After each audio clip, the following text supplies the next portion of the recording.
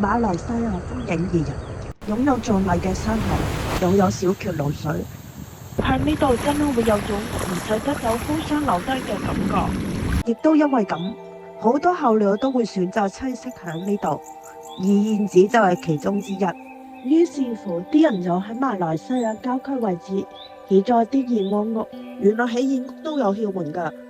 啲燕子咧，有啲就中意向啲角落頭嘅位置度築巢啦，有啲就中意喺橫梁位置喎。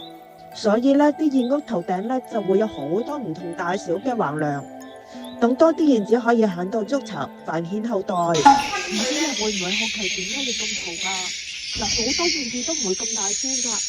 其實為咗吸引燕子嚟住，呢度設置咗好多音響，不停咁循環播放住好多燕子嘅聲。畢竟燕子都係群居動物，知道有同伴喺附近住，就會好放心咁喺度定居㗎啦。因為燕子都要出去揾食，所以屋頂就會整咗一個大咕窿，等啲燕子可以飛出去飛入，感覺上自由自在一啲，唔使成日喺度等人餵㗎。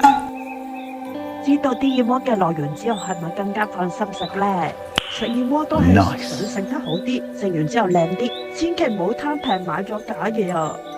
每一包都係100% 脫水，真空包裝，仲有個盒靚靚咁裝住，唔驚壓碎啦。呢度啲燕窩咧，全部都係有鱷魚貓代理，有名有姓，品質保證。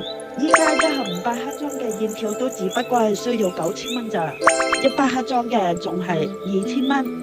而燕盞就貴少少嘅，但物有所值啊！500克裝都只不過係1萬蚊，100克裝仲抵嘅，只係2300蚊咋。